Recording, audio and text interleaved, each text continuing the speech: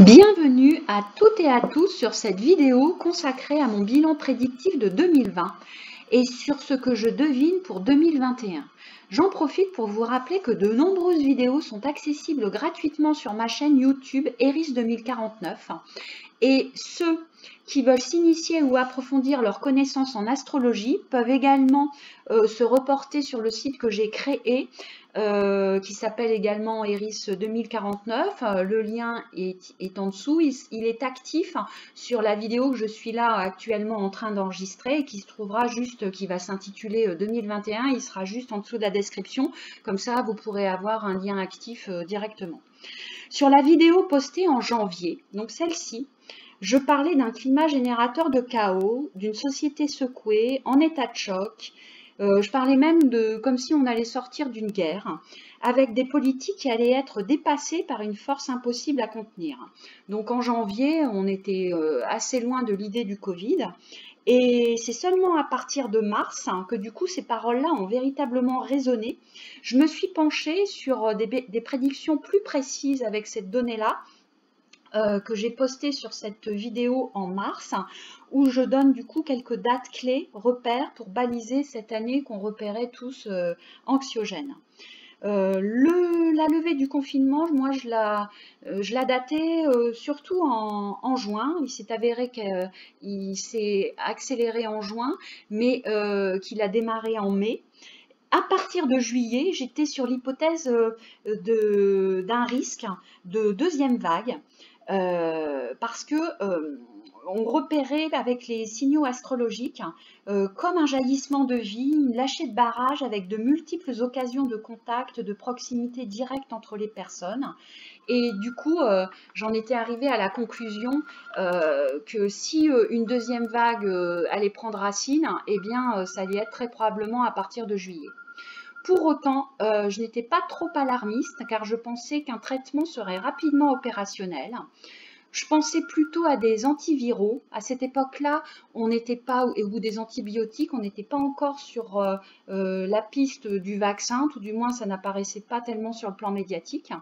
Par contre, ce qui était vraiment marqué sur le plan astro, c'était l'idée d'un bond de découverte autour du vivant. Donc là, effectivement, c'est vrai que de ce point de vue-là, ça a été vraiment en accéléré. Je voyais autour du vivant et je voyais pas tellement en laboratoire. Mais bon, on pourra considérer que finalement j'étais à moitié dans le vrai, à moitié dans le faux, parce que je dirais qu'une partie de l'expérimentation s'est fait véritablement en dehors des laboratoires et très très rapidement, vu la disposition du vaccin là sur la fin de l'année 2020. Au niveau du dernier trimestre, j'évoquais le risque d'actes individuels disruptifs extrêmement violents et imprévisibles. Pour moi, le contexte était vraiment explosif. Dès mars aussi, je parlais d'une percée du numérique avec début de géolocalisation des personnes, avec risque de cyberattaque, et puis un parfum finalement liberticide que je pressentais et qui a pris forme dans le courant de toute cette année-ci où on a vraiment eu une atteinte de nos libertés claires et nettes. Je pensais aussi à des événements climatiques extrêmes. Objectivement, je ne pense pas que cette année-ci ait été marquée plus par ce type d'événement. Maintenant, bon, peut-être que l'année 2020, avec le recul, sera une année bascule où il peut y avoir encore un phénomène d'accélération au niveau du changement climatique. Affaire à suivre, à observer dans la décennie là qui va s'offrir à nous. J'ai été rassurée par la certitude que Trump ne serait pas réélu. C'était évident en prenant les lunettes astrologiques et bon, cette perspective-là quand même était plutôt heureuse parce que de remplir encore 4 ans avec lui, c'était vraiment pas de gaieté de cœur. En juin, j'ai posté une autre vidéo, celle-ci que j'ai intitulée Les 30 chaotiques. Les 30 chaotiques que je fais démarrer à partir de 2019 jusqu'à 2049. 2019, finalement, c'est les gilets jaunes, et où il va s'orchestrer, je dirais, des événements qui vont créer à la fois du chaos et de l'émulation et qui vont nous faire déboucher sur une révolution de société en 2049. Alors, Dans cette vidéo-là, je parle plus précisément de la santé mentale, qui me paraissait être une thématique évidente.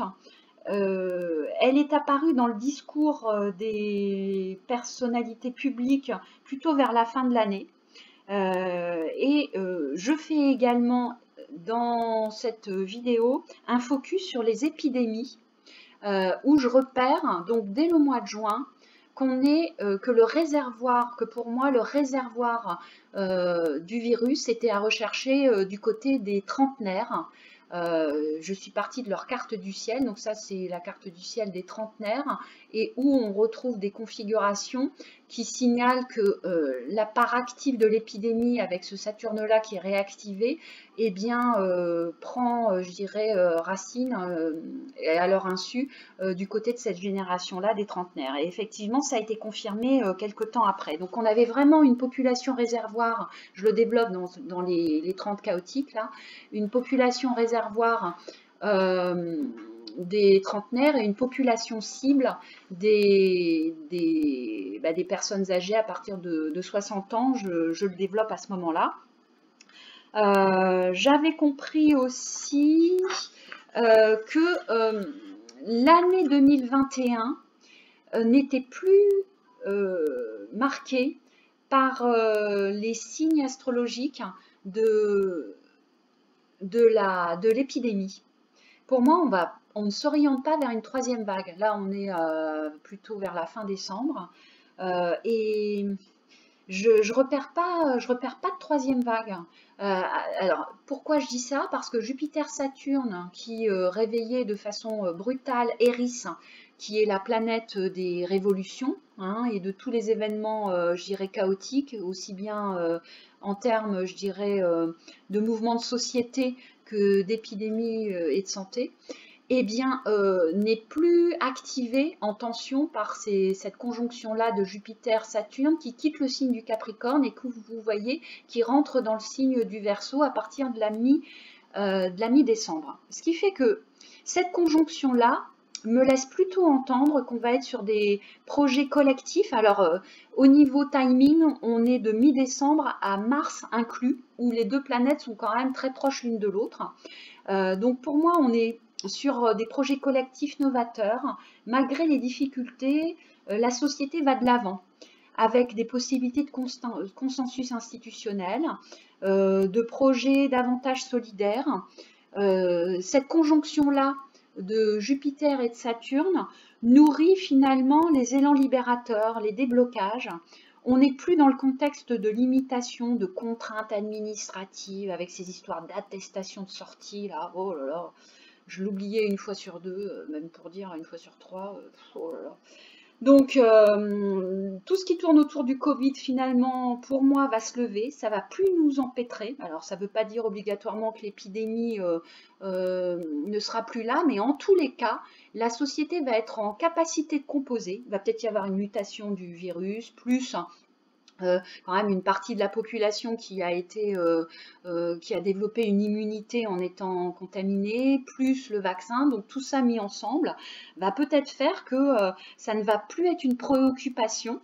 On rentre vraiment sur une autre énergie sur cette année-là 2021, avec l'arrivée aussi dans le ciel de Chiron, qui rentre en conjonction sur la génération des plus de 40 ans jusqu'aux 70 ans. Alors, on peut lire cette conjonction-là comme une ouverture des expériences, des possibles. On est sur une société qui va chercher d'autres chemins plus aventureux, en dehors des sentiers balisés, en rupture avec les vieilles recettes académiques dépassées. On est sur un esprit plus rebelle en 2021, plus divergent. On abandonne les pratiques inadaptées. On repère un esprit de recherche avec l'idée de découverte créative. Le numérique se poursuit en raison de Jupiter et de Saturne qui sont en Verseau et qui forment une petite harmonique à Chiron et à Eris. Donc ce numérique-là va poursuivre son bond en avant. Mais vraiment, ce qui est marquant pour 2021, c'est l'accélération des mutations de société, sans pilote dans l'avion. Il n'y a pas d'élément qui signale qu'on dirige véritablement, je dirais, la destination. C'est comme si, quelque part, on partait en voyage. Moi, j'ai cette image-là. On part en voyage vers une destination totalement inconnue,